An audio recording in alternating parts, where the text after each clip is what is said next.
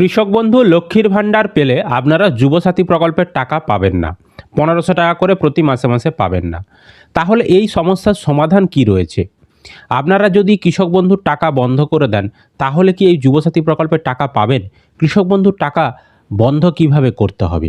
এই যে আপনারা প্রশ্নগুলো করেছেন, আমরা এই বিষয়টাই এই যুবসাথী প্রকল্পের টাকা পাওয়ার বিষয় নিয়েই আলোচনা করব। তো অবশ্যই কিন্তু ভিডিওটি আপনাদের উপকারে আসবে। বেশি বেশি করে ভিডিওটি শেয়ার করে দিন, সবাই যাতে জানতে পারে। আর এই ধরনের আপডেটগুলো পাওয়ার জন্য অবশ্যই কিন্তু চ্যানেলটিকে সাবস্ক্রাইব করতে ভুলবেন না। আর ফেসবুক থেকে যারা ভিডিওটিকে দেখছেন, পেজটি ফলো করে রাখবেন। তো পশ্চিমবঙ্গ সরকারের তরফ থেকে মানে মুখ্যমন্ত্রী মমতা বন্দ্যোপাধ্যায় 5ই ফেব্রুয়ারি যে বাজেট ঘোষণা করেছিলেন, সেই বাজেটেই ঘোষণা করেছিলেন যে যুবকদেরকে, বেকার যুবক যুবতীদেরকে দেওয়া হবে যুবসাথী প্রকল্পের 1500 টাকা করে, এবং প্রকল্পের নাম দিয়েছিলেন বাংলার যুবসাথী। এবার ওই প্রকল্পে কি শর্ত রাখা রয়েছে? যদি আপনি কোনো সরকারি প্রকল্পের সুযোগ সুবিধা পান, তাহলে কিন্তু ওই প্রকল্পের টাকা পাবেন না।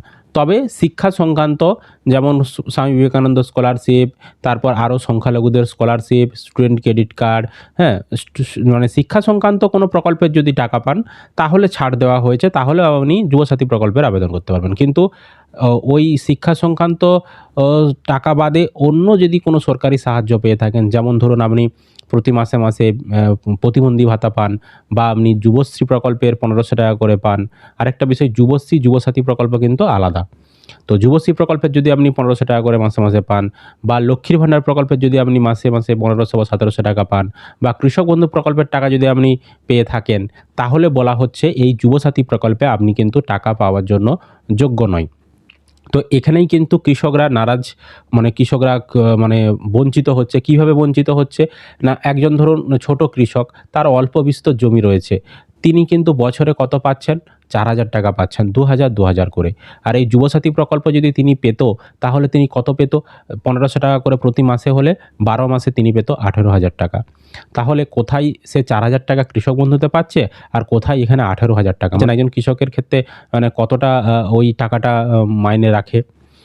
তো এই যুবসাথী প্রকল্পটা প্রথমে 5 বছরের জন্য চালু হয়েছে। তার মানে 5 বছরে একজন যুবক বা যুবতী যিনি যুবসাথী প্রকল্পের টাকা পাবেন, তিনি কত পাবেন? না 5×18 90,000 টাকা পাবে বছরে।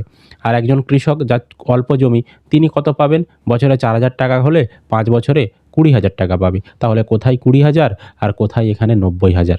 বুঝতেই পারছেন তার মানে কিভাবে বঞ্চিত হবে। তাই কৃষকরা কিন্তু চাইছে যাতে এই যুবসাথী প্রকল্পের টাকা পাওয়া যায়। এবার অনেকেই বলছেন কমেন্ট করে যে আমি কৃষক বন্ধু নেব না, হ্যাঁ, আমি কৃষক বন্ধু বন্ধ করে দেব। আমি কি তাহলে যুবসাথীর টাকাটা পেতে পারবো? দেখুন, এখানে কিন্তু একটা বিষয় আপনাদেরকে ভাবতে হবে যে আপনি কৃষক বন্ধুটা বন্ধ করে দিলেন। এবার বন্ধ করে দেওয়ার পর আপনি যুবসাথীর আবেদন করতে গেলেন, তখন আপনি যুবসাথীর টাকাটাও পেলেন না। তাহলে কি হবে? আপনার কৃষক বন্ধু তো গেল, আবার যুবসাথীও গেল। দুদিক থেকে আপনার এদিক ওদিক সব দিক থেকেই আপনি বঞ্চিত হয়ে গেলেন। তাই এখন হঠাৎ করে কেউ কৃষক বন্ধু বন্ধ করতে ছুটবেন না, ঠিক আছে? একটু অপেক্ষা করুন, সরকারি বিজ্ঞপ্তি আসতে দিন। সেখানে কি বলছে আসতে দিন সরকারি বিজ্ঞপ্তি। এখনও সরকারি বিজ্ঞপ্তি কোনো রকম প্রকাশ করা হয়নি। সরকার কিন্তু এই নিয়মগুলো সেগুলো কিন্তু নিয়ে ভাবনা চিন্তা করছে। আমরা ইতিমধ্যেই এই যে কৃষক বন্ধুদেরকে দিতে হবে সেই দাবিটা কিন্তু তুলেছি। ইতিমধ্যেই সেই ভাবনা চিন্তার পর্যায়ে সরকার রয়েছে। সরকার এখনও কিন্তু কোনো রকম নোটিফিকেশন বের করেনি, ঠিক আছে? নোটিফিকেশনটা তৈরির কাজ চলছে। তো নোটিফিকেশনটা বের হোক, ততদিন পর্যন্ত অপেক্ষা করুন। এবার দেখুন, আপনি কৃষক বন্ধু বন্ধ করে দিলেন, আমি বলছি উদাহরণ দিয়ে, কিন্তু কৃষক বন্ধুতে আপনার ডাটাটা রয়েই গেল। মানে আপনার সেখানে আধার নাম্বার, আপনার সেখানে তারপর মানে আপনার যে ভোটার কার্ডের নাম্বার, ব্যাংকের তথ্য, সেগুলো সব সেখানে রয়েই গেল। শুধু আপনি বাদ দিয়ে দিচ্ছে, মানে সেখানে শুধু কী করে দেবে জানেন? কৃষক বন্ধু প্রকল্প যদি আপনি বন্ধ করেন, সেখানে ডিলিটেড ফার্মার করে দেবে, ব্যাস এটুকুই। আপনার নামটা সেখানে ডিলিটেড ফার্মার বলে উল্লেখ থাকবে। এবার যে ভেরিফাই করবে বা সিস্টেম থেকে তো অটোমেটিক ভেরিফিকেশন হবে যে আপনি কোনো প্রকল্পের টাকা পাচ্ছেন কি পাচ্ছেন না। এবার দেখা যাবে যখন যুবসাথীর ভেরিফিকেশন করা হবে, সেখানে যখনই আধার নাম্বারটা এন্ট্রি করছে, দেখা যাচ্ছে যে আপনার কৃষক বন্ধুতে রয়েছে। এবার যে ভেরিফিকেশন করছে সে তো এত সেই কৃষক বন্ধুর সাইডে গিয়ে চেক করতে যাবে না যে আপনার নামটা সেখানে বাদ দিয়ে দিয়েছে কি দেয়নি। এরা দেখে নিবে যে আপনার আধার কার্ডের নাম্বারটা এন্ট্রি করেছে সেখানেও শো করছে কিনা। তো সিস্টেমে দেখিয়ে দিবে যে আপনার কৃষক বন্ধুতেও শো করছে, অথচ আপনি সেখানে নাম কাটিয়ে দিয়েছেন। তা এবার কি হবে? আপনি আপনি যুবসাথীও পাবেন না, সেক্ষেত্রে কিন্তু সমস্যায় পড়ে যাবেন।